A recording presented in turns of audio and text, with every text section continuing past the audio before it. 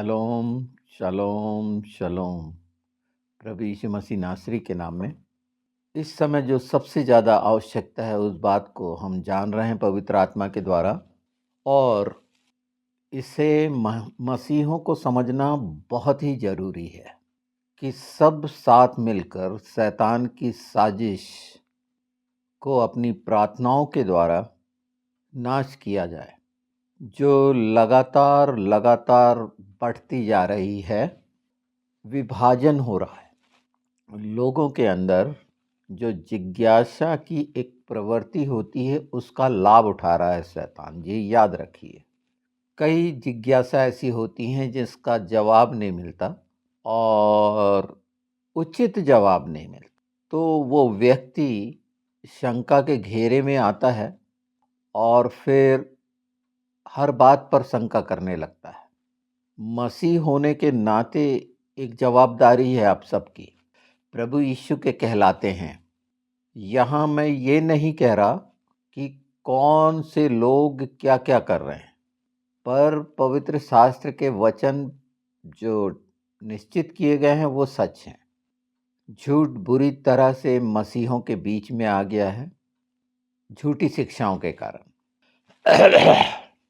जब शिक्षा ही झूठी रहेगी, विभाजनकारी रहेगी, शंका युक्त रहेगी, तो परिणाम उसके जो आज आ रहे हैं कलीसियाओं में शैतान के लाभ का कारण बनेगी और अनजाने में मसीह का विद्रोही बनेगा। और ये देखा जाता है कि एक दूसरे से मेल मिलाप में संकोच होता है मिनिस्ट्री को, चर्च को, शिक्षाओं के कारण। और ये बहुत भयानक पैमाने पे है, जबकि बाइबल में बहुत स्पष्ट है कि भरमा जाएंगे, जो सच्चे हैं उन पर शक करने लगेंगे। और ये सिर्फ उन बातों के कारण होगा जो बड़ी लुभावनी होती है, संसार के और शरीर के अनुसार होती है। ध्यान से सोचिए तो देखिए कि हम मसीह में क्यों आए, कि हमारी आत्मा बचे, और कहाँ बहक गए संसार की लालसाओं में, वही दुनियादारी में, ज़रूरतों में। जैसे संसार में रहकर हाथ पैर मारते थे, उन चीज़ों को पाने की कोशिश करते थे कि हमें ये प्राप्त हो जाए, वो प्राप्त हो जाए। प्राप्ति का एक विशेष स्वभाव, उसमें कुछ भी हो सकता है। अपने अपने विचारों के अनुसार हम क्या पाना चाहते हैं। बाइबल में इस संबंध में सारी बातें बड़ी खुली खुली हैं, हम सुनते भी हैं, पढ़ते भी हैं। मेरे अंदर तो ये आ रहा है कि ये विशेष वचन मैं इसमें लगाऊंगा। देखते हैं पवित्र आत्मा के द्वारा इसका क्या है। पर इसके पीछे मुख्य ये है कि हम सब ने अपनी प्रार्थनाओं में, जो सुबह 7 बजे और शाम को 7 बजे धन्यवाद की प्रार्थना कर रहे हैं, उसमें निश्चित ये इच्छा से वचन के वो हिस्से को जोड़ना आवश्यक है, बोलना आवश्यक है कि जो आपसी विकृतियां आई हैं सोच विचार में, एक दूसरे से द्वेष, बैर, और निश्चित जहाँ गलत लग रहा है, गलत शिक्षाएं आई हैं ना, सब जगह कुछ ना कुछ गलत हो रहा है और एक दूसरे को गलत ठहरा रहे हैं, और इसी का लाभ शैतान उठा रहा है। इसी को ख़त्म करना है और ये ख़त्म होना ही है। इसीलिए मैं आपसे ये बात कर रहा हूँ। ये एक ऐसा विषय है जो आप पर भार नहीं डाल रहा, पर इसके लाभ बहुत अद्भुत होने वाले हैं, क्योंकि ऐसा कराया ही नहीं गया। प्रार्थना करने को बोला जाता है, पर उद्देश्यपूर्ण प्रार्थनाएं किस उद्देश्य के लिए हैं, तो उद्देश्य हमारे सामने बड़ा स्पष्ट है। जो हजारों हजार लोगों ने गिनती की है, 40,000 पंथ बन गए हैं मसीहों के बीच में। ऐसे चर्चेस बन गए हैं, ऐसी मिनिस्ट्री बन गई हैं, बताया जा रहा है, उनकी गलतियों को बताया जा रहा है। कौन कितना जान रहा है, समझ रहा है, इसका आकलन मैं नहीं करना है, पर जो पूरा पूरा परिणाम आना है मसीह के प्रेम में की गई प्रार्थनाओं के द्वारा, जो आप करेंगे कि ये गलत शिक्षाओं का बहकाने और भरमाने वाली जो दुष्ट आत्मा शैतान है, उसको यीशु के नाम में, यीशु के हाथ में सौंपेंगे। ये सिर्फ याद करके बोलना नहीं है, हम सब परमेश्वर के राज्य हैं और इस बात को ध्यान में रखते हुए सौंपना है कि निराकरण प्रभु यीशु के द्वारा ही होगा और पवित्र आत्मा आपको प्रेरित करेंगे। आप आत्मा के द्वारा प्रार्थना में वो जो आत्मा चाहता है वो कहेंगे और संदर्भ या विषय बोलें तो शैतान का वो भयानक जाल या षड्यंत्र या पाखंड, जिसमें मनुष्य फंसकर परमेश्वर के वचन का विरोधी हो गया है, प्रभु यीशु से प्रेम रखने के बावजूद भी वैचारिक असमानताएं, संकित विचार बांट रहे हैं और अगर मैं सरल भाषा में कहूं तो घर तोड़ रहे, घर बिगाड़ रहे। इस्तेमाल मसीही हो रहा है, गैर मसीही लोग मसीहियों के बीच में घर नहीं बिगाड़ रहे। मसीह का घर मसीही लोग बिगाड़ रहे हैं, शैतान के साथ होकर अनजाने में ऐसी शिक्षाओं पर ध्यान देकर जो लुभावनी तो है पर प्रश्न चिन्ह खड़ी करने वाली शिक्षाएं, समाधान बताने वाली शिक्षाओं की जैसी चीज बहुत कम देखी गई है कि किसी बात के लिए अगर प्रेरित करा जाता है तो उसे पूरा पूरा बताना आना चाहिए। ठीक है, पूरा पूरा नहीं मालूम, पर आत्मा सब बातें जानता है। ये साधारण विषय नहीं है कि जहाँ गलत हो रहा है उस कलीसिया के बारे में, उस चर्च के बारे में, उसके अगुवे के बारे में, उनकी विचारधारा के बारे में बोलकर ख़त्म हो जाएगा। अगर हम कितना ही बोलें, कुछ लोग सुनेंगे पर ध्यान नहीं देंगे, एक विचार और मनोरंजन का कारण बनेगा कि नहीं, उस चर्च में ये लोग ये बात नहीं मानते, इस बात को नहीं मानते, प्रभु भोज को नहीं मानते, पवित्र आत्मा को नहीं मानते, त्रिएक परमेश्वर को नहीं मानते, XYZ बहुत सारी चीज़ें, ये वाद विवाद का विषय बनती, डिस्कशन का। एक दूसरे से डिस्कस करने लगते हैं इस बात को लेकर और बढ़ चढ़ कर बताने लगते हैं कि नहीं, वो फलाने चर्च में तो ये होता, उन लोग ये मानते हैं। कितने गलत हैं। बिल्कुल, अगर गलतियां हो रही हैं तो सत्य बोलना चाहिए, पर ये जो जिस रीति से ये वायरस फैल रहा है, ये मैं बहुत खतरनाक बात बता रहा हूँ आपको कि एक समय इतनी सारी बातें आ जाएंगी लोगों की कि आप भ्रमित हो जाएंगे। फिर आपको ऐसा लगेगा कि मैं ऐसा करूं क्या, ऐसा करूं क्या, उसने तो मुझे ऐसे करने को बताया, फलाने ने मुझे ऐसा करने को बताया। आप कितना क्या क्या करते रहेंगे। ये मात्र समझिए कि ये जो निकोलियों की, बिलाम की और फरीसी सदूकी की शिक्षा है, ये कितनी खतरनाक होने जा रही है और ये अब अपने चरम पर पहुंच रही है। ये चरम पे पहुंच रही है। इसकी तीव्रता और भी ज़्यादा होनी है, कड़वाहट और ज़्यादा बढ़ जानी है। जैसे घर घर में फूट हो रही है, ऐसे हो जाएंगे, कई भागों में बढ़ जाएंगे। एक ही कलीसिया, एक ही चर्च में भली बात भी बुरी लगने लगेगी। आज एक दूसरे को बोलकर हम प्रेरित करते हैं कि सच बोलना चाहिए, भलाई का होता है, और अगर हम किसी बात के लिए किसी को मना कर देंगे वो दुश्मन बन जाएगा, बैरी बन जाएगा। जबकि उसके पहले ही आपसी में इतना तालमेल था कि एक दूसरे की कमजोरी को बताकर उस कमजोरी को खत्म करने का प्रयास किया जाता था। ये बहुत भयानक स्थिति जो बन रही है, इसमें सचेत हों।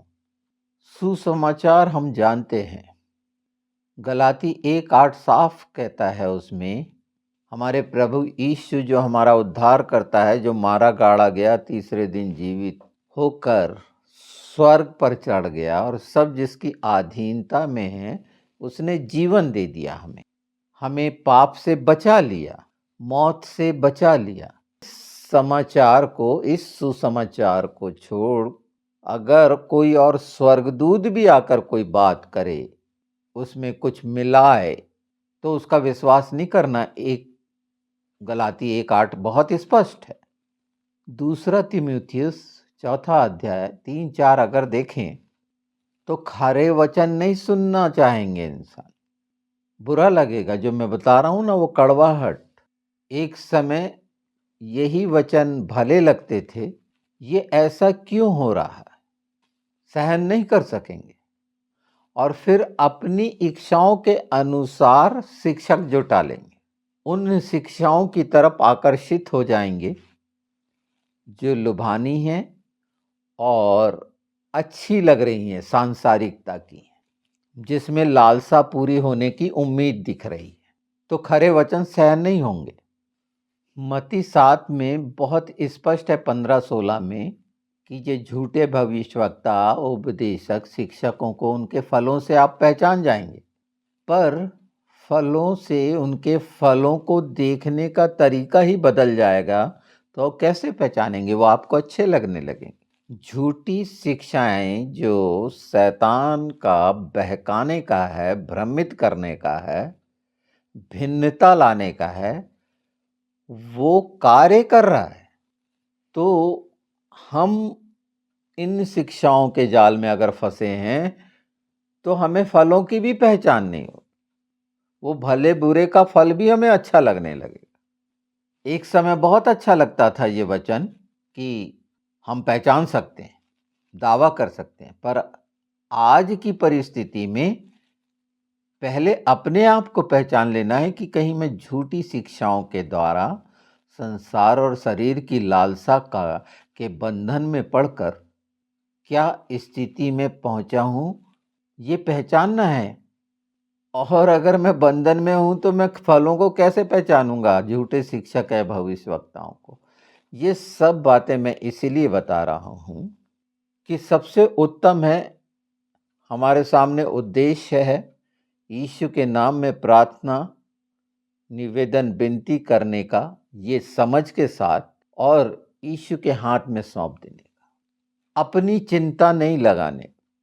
प्रभु यीशु का नाम आप देखेंगे, इसके अंत को होते हुए अगर आप देखना चाहते हैं परमेश्वर की वो सामर्थ, तो किस तरह से मसीही जगत में खुशियां आने लगेंगी, ये चीजें कैसे प्रभु यीशु हटा देंगे।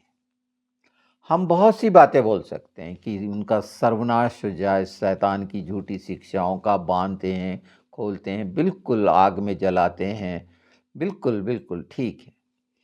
पर यहाँ आत्मा के काम, पवित्र आत्मा के सामर्थ के काम की पहचान होगी। पर इन बातों को भी जानना जरूरी है, जैसे अभी मैंने कहा, मत्ती 7 के विषय में बताया कि फलों को कैसे पहचानोगे, जब वो समझ ही झूठी शिक्षाओं के कारण खत्म हो गई है। शैतान अंधा कर देता है झूठी शिक्षाओं के कारण। दूसरा तीमुथियुस 4:4 बहुत स्पष्ट है, क्योंकि वो शंका अविश्वास को जन्म दे देती है। लगता है हम सच्चे, जो शिक्षक हैं कई, वो अपने विचारों के कारण कि मेरे मन में आज ऐसा आया तो मैं ऐसा बता दूं, थोड़ा सा सुनने लगते हैं, जैसे अंकों कई सुनने लग गए तो उस पर बहुत सारी बातें होंगी। नहीं, वो राष्ट्रपति ट्रंप 45वां था तो 45 का हिब्रू में क्या होगा, तो हाँ मीम होगा 40वां अंक जो मीम को दिखाता, और पांचवा हे को। तो माँ का मतलब होता है व्हाट, क्या।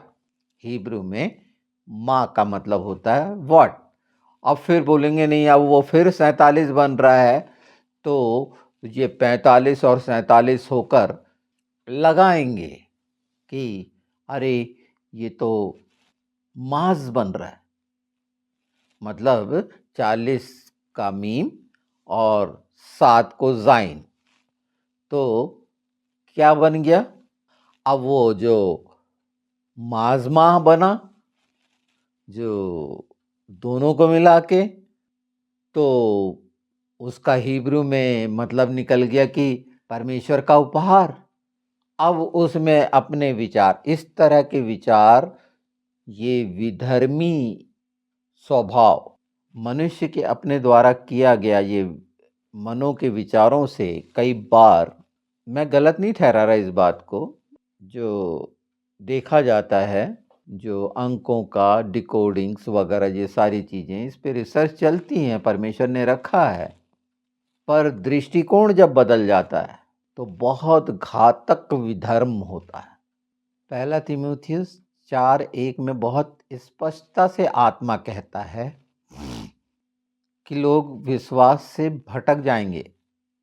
ये आने वाले समय में, तो ये समय आ गया है, और धोखेबाजी, दुष्ट आत्माओं के अधीन होकर सत्य से भटक जाएंगे।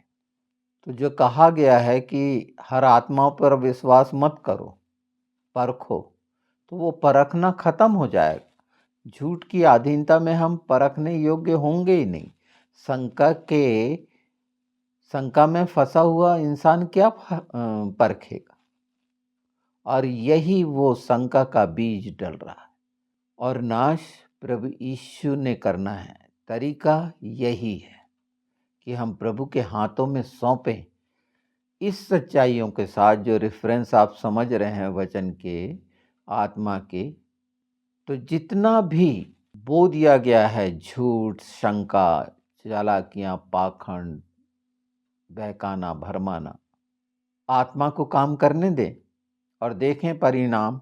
हम चाहे कितनी ही कोशिश कर लें, बैठ के बहुत सारे प्रस्ताव पास कर लें, बहुत सारे नियम बना लें, हमारे देश में है ना, नतीजा क्या होता है? भ्रष्टाचार बना हुआ है, हर जगह शंका है, कहीं पर सच्चाई नहीं है। वही हाल हो गया है, झूठ झूठ के साथ हो गया है, सत्य का अता पता ही नहीं। लगता है कि वो सत्य है, पर झूठ के चक्कर में फंसा हुआ एक मनुष्य, संकित मनुष्य, वो सत्य की क्या पहचान करेगा?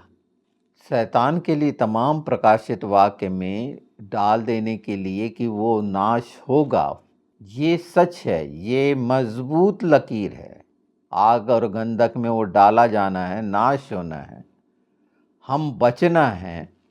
स्थितियों को साफ साफ देखना वचन के द्वारा ही संभव है, और जब अपने समय पर दिखाया जाएगा, जैसे आज हम इन बातों को देख रहे हैं। ये विषय यहीं आज जो मैं बता रहा हूँ पूरा समाप्त नहीं हो गया, ये लगातार बीच बीच में जब भी चिताया जाएगा, तो ये घोषणाएं हैं। और आप सब जो सुनते हैं, ये आपकी आत्मा से नहीं हटाया जा सकता। एक जवाबदारी आपकी आत्मा में डाली जा रही है यीशु के नाम में, चाहे इनकार करें, क्योंकि अगर हम उसमें फंसे हुए हैं, हम में से कोई नहीं कह सकता गलती क्यों हो रही है, असंतुलित क्यों हो रहे हैं, धैर्य क्यों नहीं है, कुछ ना कुछ क्यों हो रहा है ऐसा जो नहीं होना चाहिए। तो उसकी वजह है गलत शिक्षाएं, कई चीज़ें। गलत शिक्षाएं मतलब वो बातें जो वचन के अनुरूप नहीं है, वचन के द्वारा नहीं है, मनुष्य ने अपने विचारों से व्यक्त किया है, और हम उससे प्रभावित होकर उस दिशा में आगे बढ़े हैं, तो निश्चित हम शंका में आए हुए हैं। तो निर्णय कैसे होंगे? पहला यूहन्ना 4:1 बहुत ही साफ कहता है कि परखो कि ये परमेश्वर की ओर से है कि नहीं।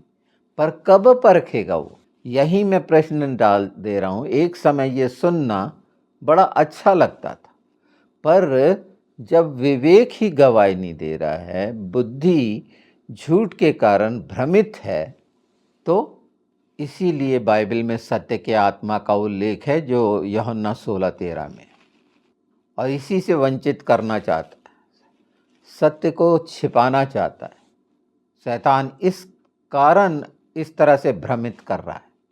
और जब हम इसे सुन रहे हैं यीशु के नाम में, तो ये छुटकारे का वचन है। ये अपने आप में जो निश्चित किया गया है, और आपके कान सुन रहे हैं, तो शंका का समाधान का है। वही मैं कह रहा हूँ, समाधान वचन में है, निराकरण वचन में है, कि ये सुनने के बाद इन पदों के अनुसार वचन के, और वो जो निश्चित करा गया है कि आप पहचानने लगेंगे।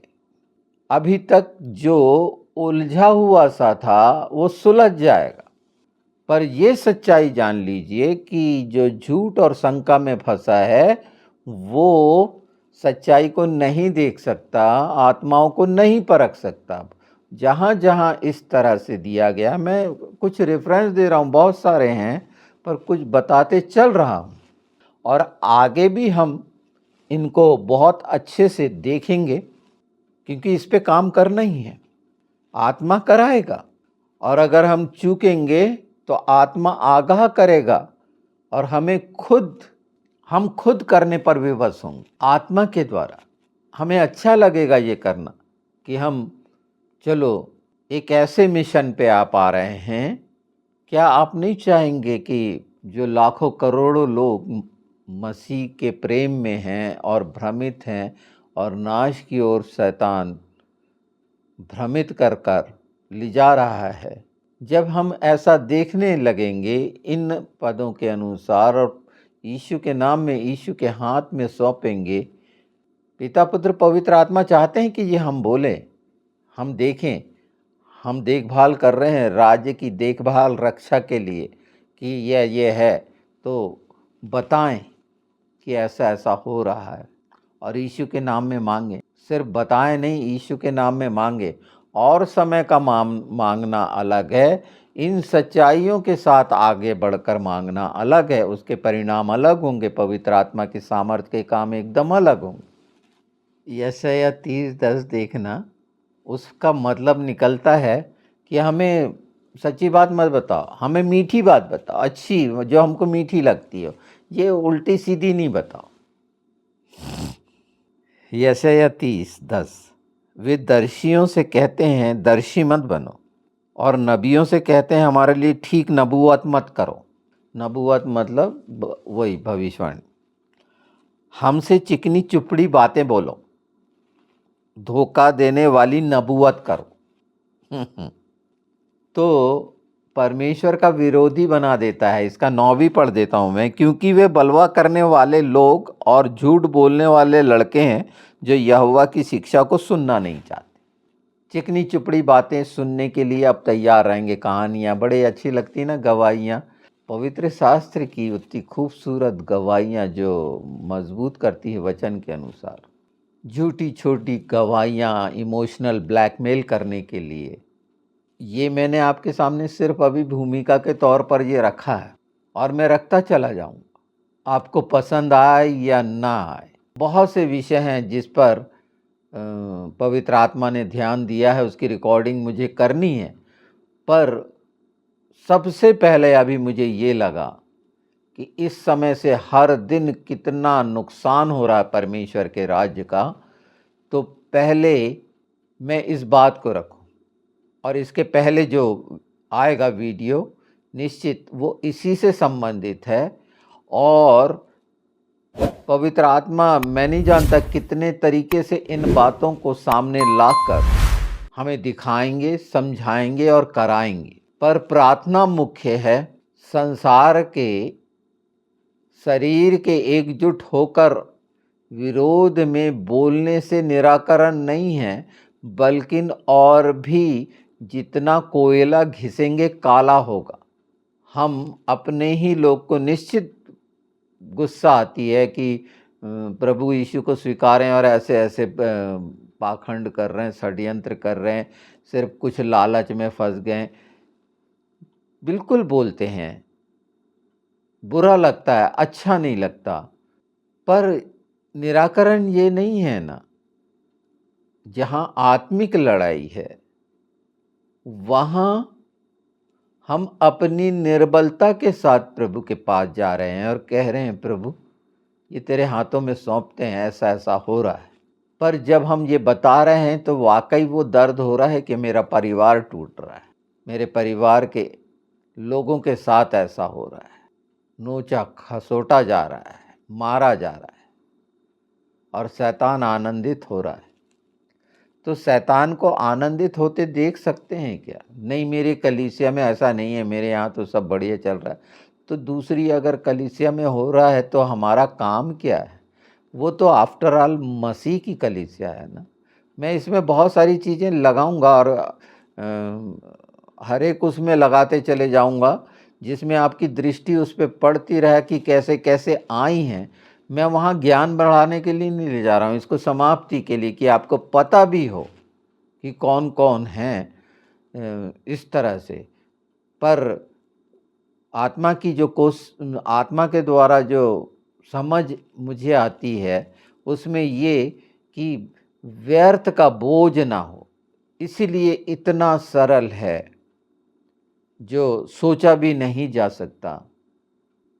और ये हर दिन करना है, एक जवाबदारी से करना है, और आगे भी जैसा होगा तो जितना नैतिक पतन हो चुका है वो आप स्पष्ट देखेंगे कि कितना घिनौना है शैतान, कितने तरीके से दीवार खड़ी करता है, खाई बनाता है। प्रभु यीशु उसको वहीं डालने वाला है और ये हमको बहुत बहुमूल्य मौका मिला है। ये आसान मौका नहीं समझिए इसे। परमेश्वर के राज्य के लिए कार्य करना, और वो भी एक विशेष जवाबदारी का, वो योद्धा ही करते हैं। तो तैयार हो रहे हैं आप, ड्रेसअप हो रहे हैं, एक ड्रेस रिहर्सल होने वाली है यीशु के नाम में। तो इन सब बातों से चिंतित नहीं होना है, समझना है कि उस महान प्रेम को कैसे कुचलने के लिए शैतान, किसी का प्रेम कुचलता है तो उनका देखिए जब प्रेम बंधन टूट जाते हैं हाहाकार हो जाता है। यहाँ तो पिता पुत्र पवित्र आत्मा के साथ हमारा प्रेम, वो झूठ शैतान कितने यहाँ पर भी आकर वो ऐसा कर, पर सफल नहीं होगा। ये आगे बढ़ेगी बहुत। और जैसे मुझे ध्यान दिलाया गया है, ध्यान तो आप सबके भी है, सुने हैं, मुझसे ज़्यादा सुने, पर करना क्या है वो पवित्र आत्मा बताते हैं, जो हम सबको करना। शलोम।